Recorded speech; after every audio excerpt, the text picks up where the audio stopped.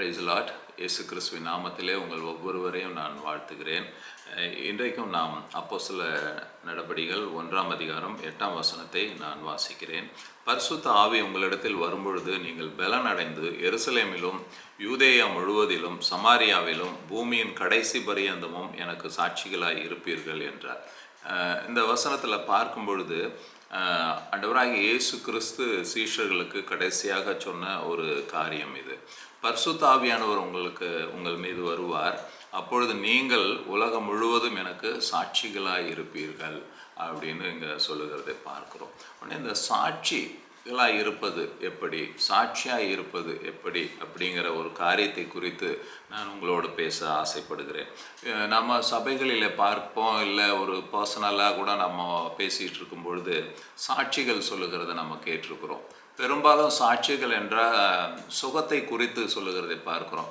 எனக்கு இது போல் ஒரு உடம்பு சரியில்லாமல் இருந்தது, இல்லை எனக்கு ஒரு ஃபீவர் இருந்தது, இல்லை எனக்கு ஒரு கட்டி இருந்தது, அதற்காக நாங்கள் ஜெபித்தோம், எனக்காக பாஸ்டர் ஜெபிச்சாங்க, இல்லைன்னா அந்த குரூப்பில் ஜெபிச்சாங்க, எனக்கு சுகம் கிடைத்ததுன்னு சாட்சி சொல்லுகிறதை பார்க்குறோம். இது ஃபிசிக்கல் ஹீலிங்காக சொல்லுகிறதை பார்க்குறோம். அதே மெட்டீரியல் பிளஸ்ஸிங்ஸுக்கும் சாட்சிகள் சொல்லுகிறது ரொம்ப காமனாக இருக்கும். நான் வீடு இல்லாமல் இருந்தோம், எங்களுக்கு ஆண்டவர் ஒரு நல்ல வீட்டை கொடுத்தார், எனக்கு இந்த கோர்ஸ்க்காக நான் ஜெபித்தேன், ஸ்டூடெண்ட் சொல்லுகிறதை பார்க்கணும், அந்த கோர்ஸ் எனக்கு கிடைத்தது, இல்லை வேலைக்காக ஜெபித்து கொண்டு இருந்தேன், எனக்கு அந்த வேலை கிடைத்தது. மெட்டீரியல் பிளஸ்ஸிங்ஸ்க்காக சொல்லுகிறதை பார்க்குறோம். இது காமனான ஒரு சாட்சி சொல்லுகிற அனுபவத்தை நாம் பார்த்துருக்குறோம். இன்னும் வேறு ஒரு 2 விதமான சாட்சியை நான் கேள்விப்பட்டிருக்கேன், அதை சொல்ல நான் ஆசைப்படுறேன். Singing songs and giving sermons. ஒரு இடத்துல நான் ஒரு சபையில் நாங்கள் கலந்துட்டு இருக்கும் பொழுது ஒரு அம்மா சாட்சி சொல்கிறேன்னு வந்தாங்க. பார்த்தா அவங்க பாட்டுக்கு 2-3 பாட்டு பாடினாங்க. அப்புறம் பைபிள்லேருந்து ரெஃபரன்ஸ்லாம் சொல்லி மெசேஜ் கொடுக்க ஆரம்பிச்சிட்டாங்க. அதுபோல் ஒரு குரூப் இருக்கிறத பார்க்குறோம், சாட்சி சொல்கிறேங்கிற பேரில். இன்னொரு குரூப் இருக்காங்க, நான் பார்த்துருக்கேன், compiling and appreciating the past week sermons. அவங்க போகிற சபையில் நடந்த எல்லா 4 வாரத்து செய்தியும் ஒன்றா கலக்கி அதெல்லாம் அப்படி இருந்தது, நல்லா இருந்தது, இந்த வசனம் ரொம்ப நல்லா இருந்ததுன்னு இப்படி அப்ரிஷியேட் பண்ணுறதை பார்க்குறோம். இப்படியும் சாட்சிங்கிற பேரில் சொல்லுகிறதே நம்ம பார்க்குறோம். ஆனால் உண்மையான இந்த சாட்சிங்கிறது இங்கே ஆண்டவர் சொன்னார் பாருங்க சீஷர்களுக்கு, அப்போஸ்தலர் நடபடிகள் 1ஆம் அதிகாரம் 8ஆம் வசனம், எனக்கு நீங்கள் சாட்சிகளாக இருப்பீர்கள்னார்ல. அது என்ன சாட்சி அப்படின்னு பார்த்தோன்னா, வேதத்தில் ஒருவர் சாட்சி சொல்லி ஒரு ராஜாவே மனம் திரும்புகிற அந்த ஒரு சூழ்நிலைக்கு தள்ளப்படுகிறதை நாம் பார்க்கிறோம். அது அப்போஸ்தலர் நடபடிகள் 26ஆம் அதிகாரம் 27லிருந்து 29 வரைக்கும் நான் வாசிக்கிறேன். அகிரிப்பா ராஜாவே, தீர்க்கதரிசிகளை விசுவாசிக்கிறீர் என்று அறிவேன் என்றான். அப்பொழுது அகிரிப்பா பவுலை நோக்கி, நான் கிறிஸ்தவன் ஆகிறதற்கு கொஞ்சம் குறைய நீ என்னை சம்மதிக்க பண்ணுகிறாய் என்றான்.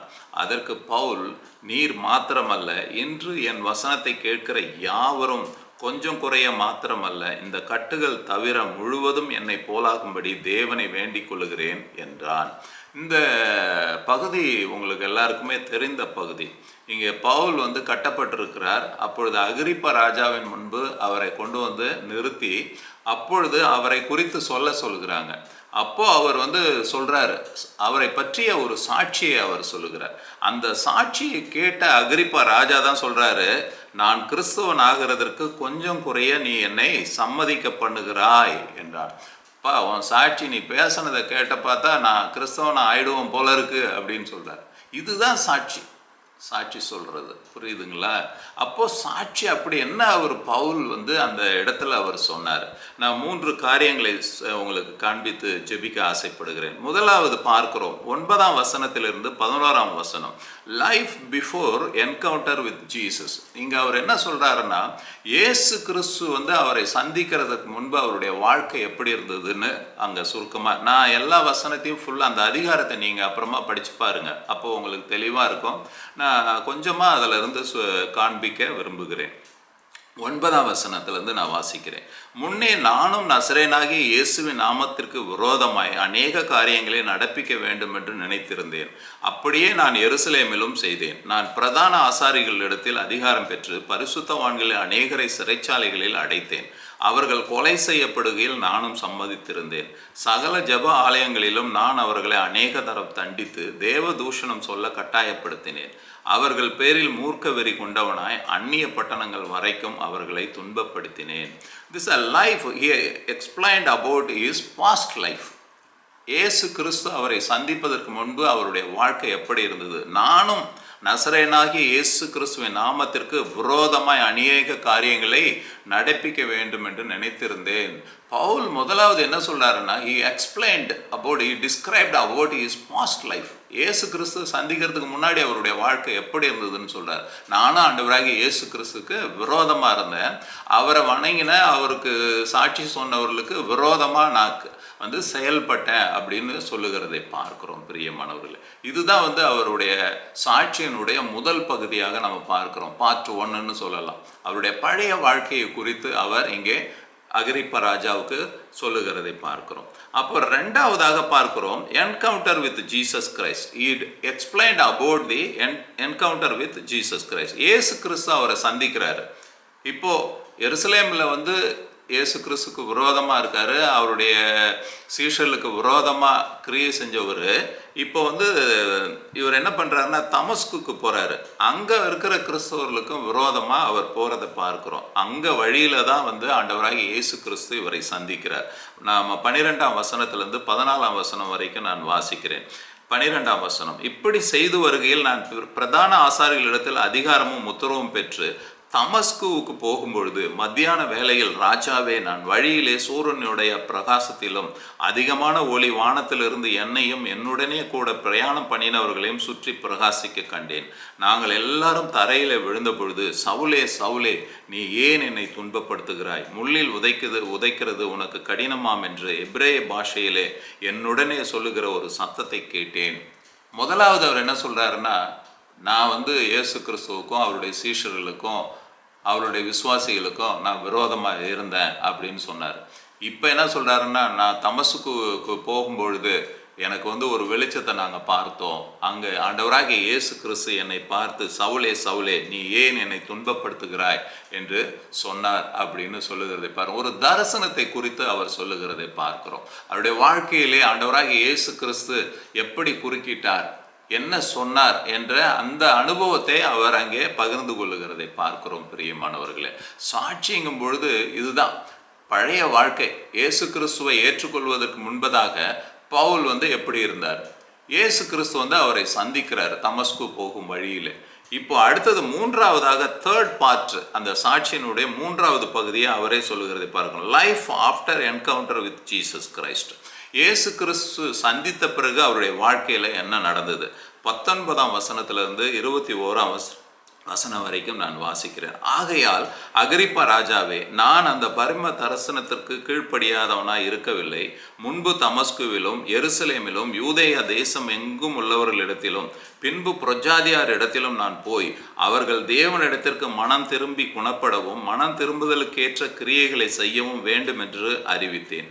இது நிமித்தமே யூதர்கள் தேவாலயத்திலே என்னை பிடித்து கொலை செய்ய பிரயத்தனம் பண்ணினார்கள்.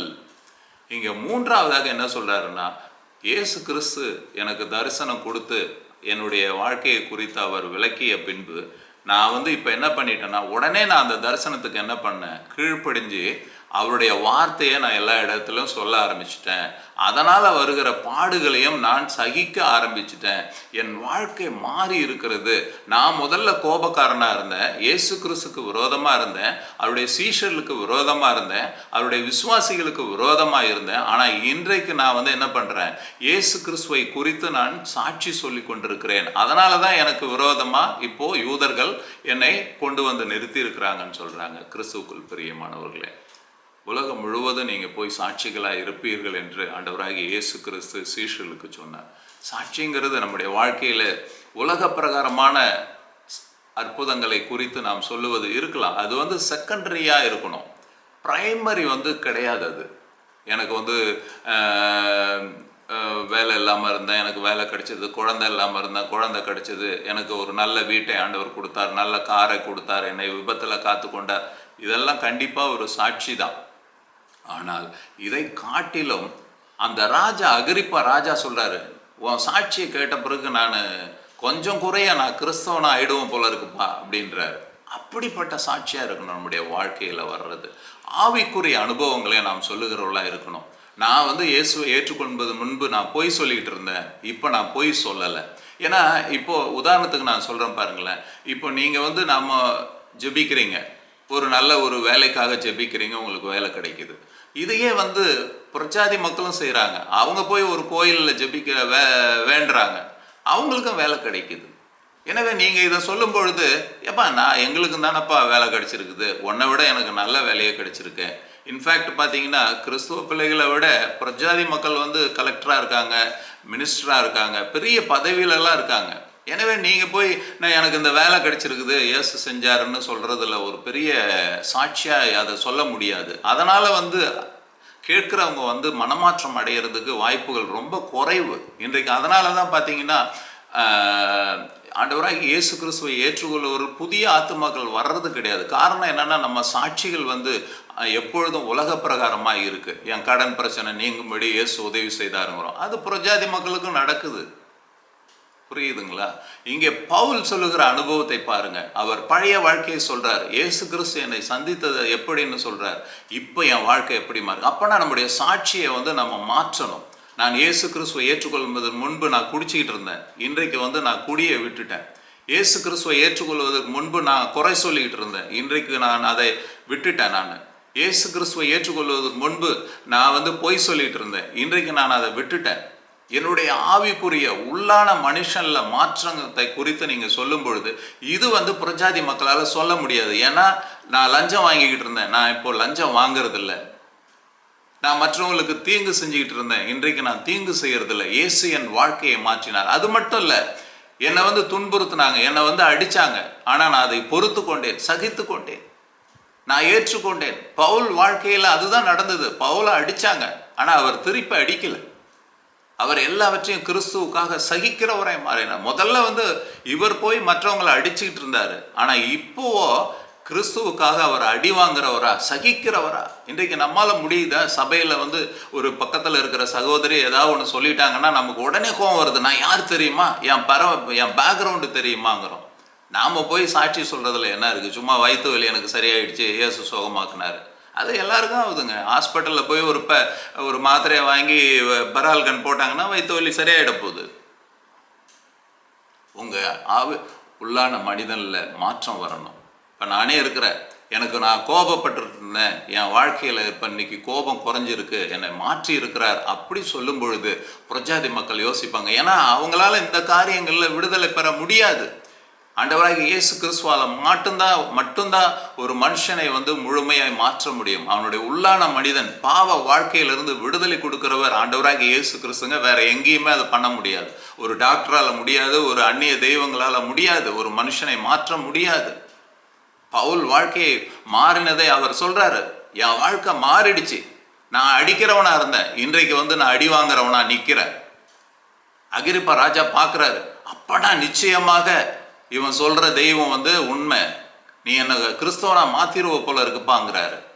கிறிஸ்துவுக்குள் பிரியமானவர்களே, நம்முடைய சாட்சி எல்லாம் மாறணுங்க. சும்மா வயிற்று வலி, வாந்தி, பேதி, சுகமாச்சுன்னு சொல்லிக்கிட்டு இருக்க வேண்டாம்.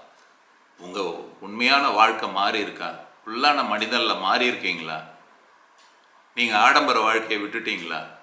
இன்னமும் தேவனை மற்றவர்களை குறை சொல்லுகிறத இருக்கிறீங்களா? சபையில் பிரச்சனைகளை உண்டாக்குறீங்களா? வேலை செய்கிற இடத்துல குடும்பத்தில் கணவன் மனைவிக்குள்ள சண்டை பிரச்சனைகள் இருக்கா? இதில் வந்து மாற்றம் வரணும். இதுதான் சாட்சி.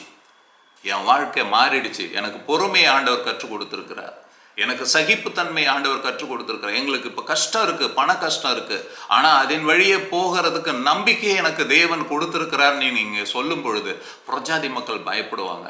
இவன் வந்து பாரு, பிரச்சனையில் இருக்கிறான், கவலையில் இருக்கிறான், வியாதியில் இருக்கிறான், ஆனால் தேவன் மேலே நம்பிக்கையாக இருக்கிறான். அதுதான் வந்து சாட்சி. அதுதான் மற்றவர்களை அசைக்கும், மற்றவர்களை தேவனுக்குள்ளாக அழைத்து வரும். கண்களை மூடி நாம் செபிக்கலாம். எங்களை நேசிக்க நல்ல பிதாவே, இந்த அருமையான காலை வேலைக்காக நன்றி செலுத்துகிறோம். பவுல் வாழ்க்கையில் மாற்றத்தை கொடுத்தீர், உள்ளான மனுஷனிலே மாற்றத்தை கொடுத்தீர். அது அநேகரை ஆண்டவரே உம்முடைய சமூகத்தில் கொண்டு வந்ததை, இழுத்து வந்ததை நாங்கள் பார்க்கிறோம். ராஜா சொல்லுகிறான், கொஞ்சம் குறைய என்னை நீ கிறிஸ்துவனா மாத்துறன்னு. எங்களுக்கு அப்படிப்பட்ட அனுபவத்தை கொடுங்க சுவாமி. நாங்கள் பழைய வாழ்க்கை வாழ்ந்தது போதும், பாவ வாழ்க்கை வாழ்ந்தது போதும்.